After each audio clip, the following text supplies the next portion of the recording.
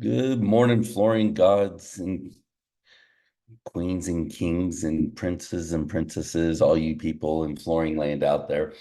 So this week's video, that's a wrap. It may be a little bit of a bitch session, but we'll try to keep it professional, okay? So one of the questions is, how do you accomplish your goals and what really motivates you? So a lot of things about motivation. Is it money? Is it your family? Is it, what you have to do? I think what really motivates us is obligation. Well, first of all, I've always said what inspires us and motivates us is oftentimes incompetence.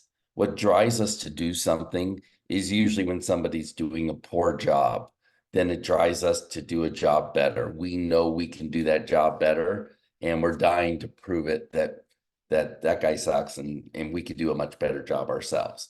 So I think incompetence sometimes is a huge motivator. Oftentimes it is. And another thing that motivates us most often, I find, is it's not money and it's not because of my family or this higher worth or what's your why. I think it's obligation. And a lot of times what we're doing is we're trying to create obligation. So we give an estimate. I love that people say, what comes first? Is that my customers come first? No, my family comes first. Well, whatever comes first usually is whatever is needed. If your kid needs to go to the doctors or urgent care, obviously that comes before a customer. If a customer had a flood in their home and kids got a recital, but your customer had an emergency, you'll probably put that customer first, beyond your family, because there's an urgent need. So what comes first is usually due not to what you prioritize. It's more to do with what's needed. So just a little reality check here. And then what motivates you really is obligation. So I've always noticed this, that what we do is we do the marketing to get customers to call us, and that creates the obligation. So we'll go out to their home and we'll do what's needed to get the job done. So if we do get the job and then there's work that needs to be done, that creates obligation, which gives us an opportunity to do more work. The toughest thing to do is those things that we don't have to do. So the people that are the most successful are doing the things that don't have to get done. They're doing the additional things from a marketing standpoint or sales, creating a sales presentation standpoint. They're going above and beyond. One of the most successful people in our industry is Jason Goldberg. And it's not because he was born with money. Yeah, his family had money. He didn't. It's not because he's the smartest guy in the room. He actually probably is the smartest guy in the room, but that's not why he's as successful as he is. The dude wakes up at 4 a.m. every day or gets to work by 4 a.m., one or the other. So he's out working all of us. And all of us have that same opportunity to work that hard and read as much as he does, study as much as he does. I mean, he's always involved in the classes for installer. He's involved in every aspect and understands every aspect of the business, hell of a lot more than I ever did, and a hell of a lot more than most people ever do. But the guy's driven at a different level. He is the Kobe Bryant of the industry. He is somebody that works harder and is more dedicated to success. And he's more interested too. I was always fascinated by some of the stuff he took from me. It's like, well, who am I? I'm some schmuck doing a few $1 million at that time. And he's taking notes at a master class and implementing some of the ideas that I had that he liked. So, but he does that with everybody. I mean, he gets a little something from everybody. And oftentimes, Jason's, when he's instructing people, he's also getting ideas from people that he can use in his business and implement in his business. So, if you're willing to outwork everybody, you're willing to wake up in early in the morning, there's just really nothing that you can't accomplish. It's a lot of hard work, taking risks and doing that. I've always hated the what's your why, what motivates you. And there's some coaches and classes and things that they want to dig into. What's your why? What I want to make you cry. I want to get into this. that kind of talk always turned me off. It always drove me nuts because uh, what's my why? I enjoy the business. I enjoy doing what I do, and I enjoy reaching the goals and tracking and I'm trying to create those obligations and all of that. Now, when business was in trouble in 2009 and the world's falling down, what's your why? I mean, everybody's trying to survive. So what's your why? It's not, you're not motivated by your family and by all these other things going on. You're motivated by what's going on. You're motivated by desperation, and you're working as hard as you can and trying to do things that I mean, even right now, there's a lot of people who are trying to get business when there's not as much business. We got used to, got real comfortable and lazy over the last couple of years with the COVID business that came in. And we always say that this is because of COVID. And if you guys remember, business was cranking up before COVID. At least it was for us. I mean, we were setting record months just before COVID hit. After COVID hit, we got hit, everybody got hit for a month or two, and then it shot up and got better and better and better. So there was a lot of economic things that were happening that just over the last 4 years made the country go gangbusters. And then we had our Biden experiment that didn't work out so well. So we, but what motivates you? And there's a lot of people that did better last year than some. Some people had on average about 20 to 30% decrease in their business. If you did better last year than you did the year before, man, you got a good foundation, you got some good stuff going on there, and that's a lot of good things that you can build on. So you should be proud of that. I've talked to a lot of people that maybe are just getting started and they're not doing big numbers yet, but they did better last year than they did the previous year. And that's something you can hang your hat on. So, because things are going to get better and better and better. So your marketing is vitally important to you. You got to get that in check. If you need some help with marketing, let me know. There's a lot of good ideas. I'm really driving this point home. There's three things that people want. They want to know about the product and service that they're looking for. They want to know how much it costs, and they want to know when they can get it. If you can answer those three things in your marketing, you can help people take action. And some of the stuff that we're doing around things like showers and backsplashes, where we can name the price, we can talk about how long it takes to get done, and we're showing them the product and service. So we got product and service, we got price, and how long to get it done. Would you rather customers call you up for work or for an estimate? Let's change the game and let's get it for customers that are calling us to get work done rather than calling us up to get a price to get work done.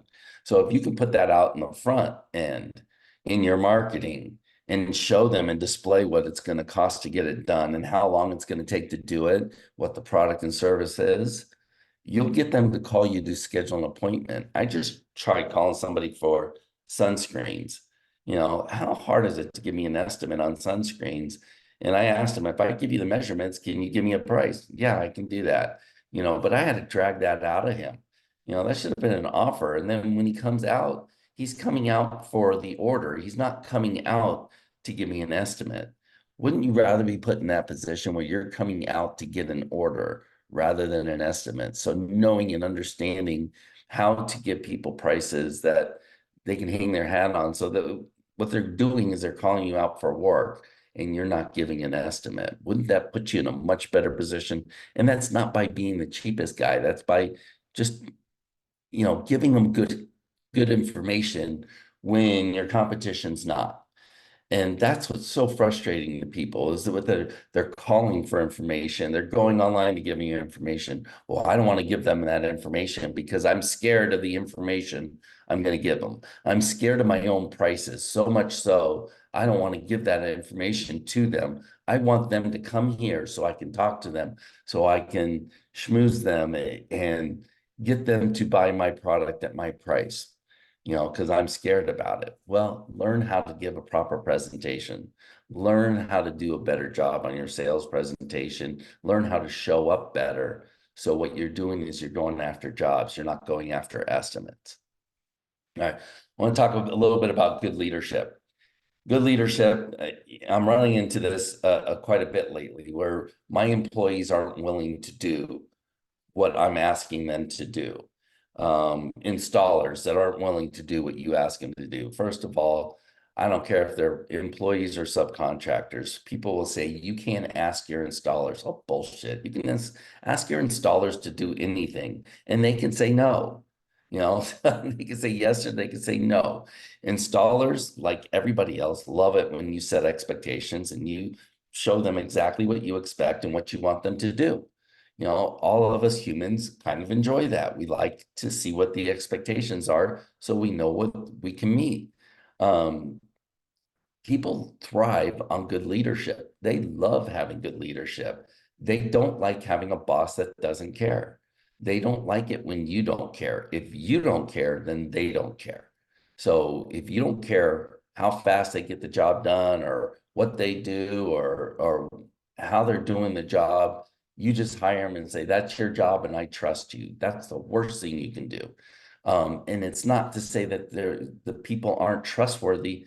It's to say that they need your attention. They need you to set the expectations. They need you to be a leader. They're going to enjoy working for you than the person that doesn't care. And it kind of goes hand in hand with the pay. So tendency, you know, if you're a good leader, you probably would pay a little better too. So it's just all encompassing. When you're a good business person, you're a good leader, you got good systems and good processes, you probably pay better as well. And they'll prefer to work for you, installers will, and so will your employees.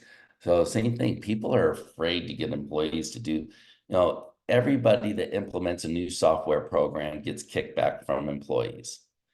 Everybody that implements a new selling system, the stuff that I create, gets kicked back from employees. It's just amazing. And then, well, they didn't want to do what we said, you know, that we asked them to do. If you're in a business and you're treading water or losing money, and your employees, the closing rate is not that good, the margins aren't that good, and they're not comfortable trying something else out, man, something's got to give. You got to step up and be a good leader at this point, because, you know, allowing employees to do what they're comfortable doing and not demanding more of them while you're losing money and going bankrupt is not a solution. You know, you're supposed to keep their job and their pay level, but they're not willing to do. And it's not their fault, it's your fault. If you're the leader and the owner of the company, it's your fault for not stepping up and saying, look, guys, do it this way. And if this way doesn't work, okay, I'll take responsibility for it. I'm the leader, I'm the owner, I'm the manager. If it doesn't work, it's on me. But just try to do it this way and let's see if it works. Okay, give it a shot. And every time that happens, it works. Every time we raise prices, it works. Every time we try new processes and systems, those usually end up working if you implement them right. You know, it won't work every single time, but nothing works every single time. And once they get evidence that it doesn't work, you know, they get a couple kickbacks from customers. Oh, that didn't work. I don't ever want to do that again. You know, you got to stick with it and make sure. Everybody that collects 100% up front tells me the same thing. I get kicked back 2 or 3 times a year, but I haven't lost any business because of it. You know, but so many people are afraid to try getting 100%. They're afraid to try closing in the home. Look, you know, trying to close in the home, trying to sell in the home, it's not, and I love that when people got 20, 30 years experience and they want to take it home to figure out the estimate. What the hell are you doing? If you've got all these years of knowledge and experience, you can't figure out what it's going to cost in the home. You know, you've got to figure out a simple way for customers to say, yeah, let's go with this. Let's go with this job. Let's go get it going. Now, what if you need to get more details? What if it's going to require other contractors to give their bid? Then you need a design fee. You know, I'm talking to customers and people and out there that have a system where they bring in the vendors to give a price so they can give the customer a price. And if you think I'm talking about you, then yeah, I probably am, but there's about half a dozen of you out there that I've talked to in the last month who have this system that is insane, that you're bringing in professional contractors to give an estimate and you have no commitment from a customer. So all these trades are coming in to give a free estimate when you can easily sell that design. And by selling that design, you can also close more jobs. You can bring those contractors and you should pay those contractors to come out and give an estimate. Nobody should be coming out and giving you an estimate for free. You should pay them for what they're doing, but get a design fee so you can pay them, even if it's $50. At least pay them for their time. Show them that you appreciate them, their professionalism, their expertise. They're going to show up for you better. They're going to perform for you much better because you've added a lot of respect to this process. So don't be afraid to lead. Don't be afraid to demand things of people, and don't be afraid to charge your customer for what you do. But charging more money doesn't live in a bubble. You can't just raise your prices. You got to up your game. So if you're charging more money, go ahead and up your game too with a better sales presentation, a better process. Every single time I talk to you guys, I'm impressed with what you do, and your sales presentation doesn't match what you do. So why, that takes a lot more work, is to take what you do, write it out on a whiteboard, write it down on paper, create a sales presentation that mirrors the work that you do. There's a great video by Payless Shoe Store where they're showing shoes that they normally sell for $29 and they're selling them for $800, huge markups on them. And they're successfully selling these shoes to designers in the high class industry. I don't know what you call them, but the fashioneers, the fashionistas and influencers. They're selling them this shoe, and they create this gorgeous brand that they're selling for a lot more money. So they took basically a crappy product and sold it for a lot more with a great presentation. What you guys have is a great product, and you're not able to sell it for that price because your sales presentation doesn't match the product and service that you're providing. So that's what we work on. When you work with me, we work on matching your sales presentation with the product and service that you're providing, because I guarantee it's much better. If you're competing based on price and treating it as if everybody can do what you do, then you're going to lose the game, because you're competing. Even if you win the job, you're losing the game because you're not charging enough money. I talked with a company called Centricity this week, and using insurance. That was an interesting concept. So a good way to make more money, protect the customer, protect yourself, and protect the suppliers. It's kind of a win-win-win all the way around, because you can make more profit providing a better service for your customers. It's accidental insurance.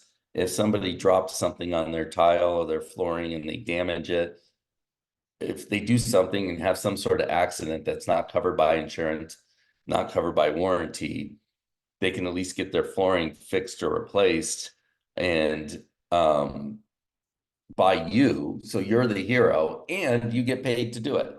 So it's something that you guys should look into, is Centricity for insurance for your store.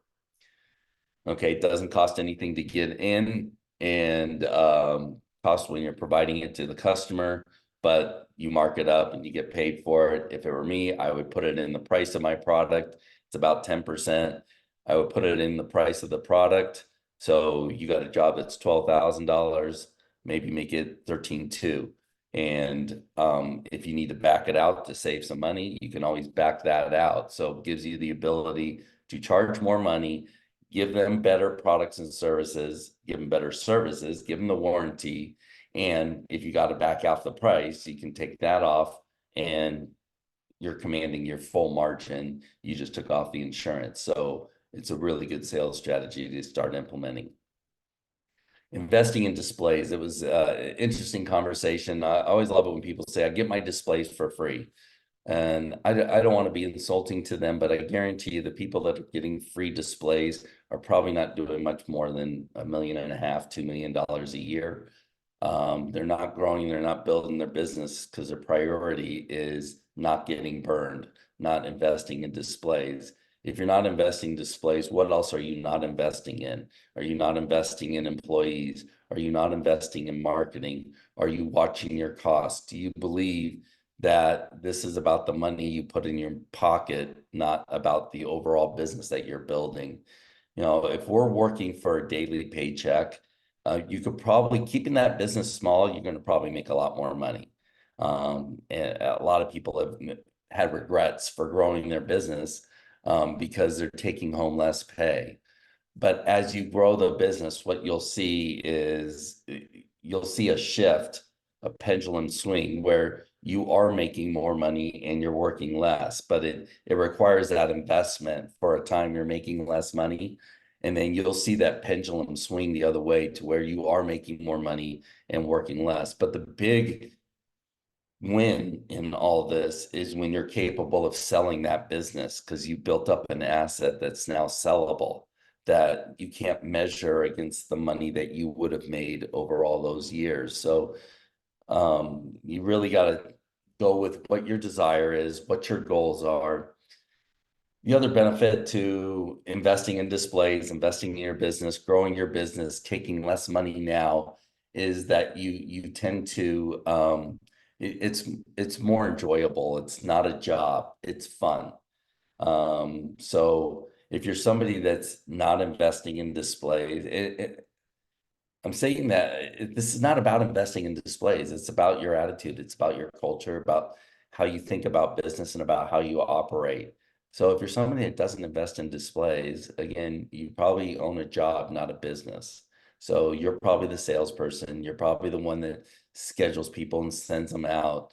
You're not likely to have 3, 4 salespeople. I'm sure there's outliers out there. There's a few of you that oh yeah, this is me. I'm doing great. I'm doing, several $1 million a year, and I don't invest a dime in displays. Okay, so I know there's a few of you out there that do that. The empires of the world, they're not investing in displays. They're just investing 20% of their money into marketing, which is not sustainable for a lot of us. But the small family-owned business, you want the same level of service and quality from the Mohawks and Shaw and Engineered Floorings, but you're not going to make the commitment to invest in their displays. You expect the same out of them as they would give anybody else, even though you didn't invest in their displays, and show in good faith that you're going to sell their product, or at least try to sell their product. Just because you buy the display doesn't mean you're going to sell their product. There's probably percentage wise 30 or 40% of the displays you invest, you sell off those displays. 100% of the displays that you buy don't work. I mean, not all of them work. There's probably over 50% of the displays that you invest in that just didn't work out. It was a total freaking waste of money. But usually when you have the relationship, you're investing in the displays, you can get rebates back on not only that display, but they'll usually lump in other products too. So we make sure that you get the rebates back and you get the credit back. There's also a lot more negotiation you can do about the price of the product, and you can negotiate co-op money. There's a lot of negotiation we can do. One thing I learned about the flooring business is the price isn't the price. It's all negotiable. It's negotiable to the suppliers, which blew my mind. I mean, in window coverings, I was in window coverings for 20 years, and the price was the price. Here was the retail price. Here was your discount. And they gave you, depending on your level, bigger discounts. But you could hardly get a better price here and there. Flooring, you can always call up to try and get a better price. And you can negotiate sales and specials and discounts. So I recommend that you invest in displays, but it's investing more in the relationship with the supplier than it is investing in the display. All right. We talked a little bit about training new installers and the difference between, I'm going to talk to Matt Garcia in the Flooring Business Podcast this week, and he has in-house installers. And so we're going to talk about having in-house installers versus subcontractors. And really going back to what I said earlier, this is not the performance of the installer has less to do with how you pay them and more to do with your leadership. And the one thing I've seen that is been very consistent is when you are looking at them and going to the job site, giving them attention and making sure they're doing what they need to do, then the performance is better. If you rate their performance, if you give them bonuses, you build that relationships. You know, Roland Thompson talked to me about this in a podcast we did, where, you know, if you know their kids' names, you know about them in their life, you become friends with these people and and hold them accountable on the job site. But if you give a shit about them, if you care about them, and you know a little bit about them, you're likely to keep the installers, and they're likely to do a much better job. So what's it mean for an installer to do a good job? So first of all, not taking shortcuts and all that, but that shouldn't be an option. You know, it's whether they do a good job. Everybody should be doing a good job, industry standards at least, and trying to go above and beyond here and there. But doing a good job also means communication, letting the customer know when you're running late, communicating good with the customer and the store. The communication has a lot more to do with doing a good job than doing the actual work. There shouldn't be an option to how they do the work. That has to get done well. That has to get done right. And if they're not going to do it right, you either need to be able to invest in training them to do it right, or you need to let them go and get somebody else, find another installer. So, um, installer pay.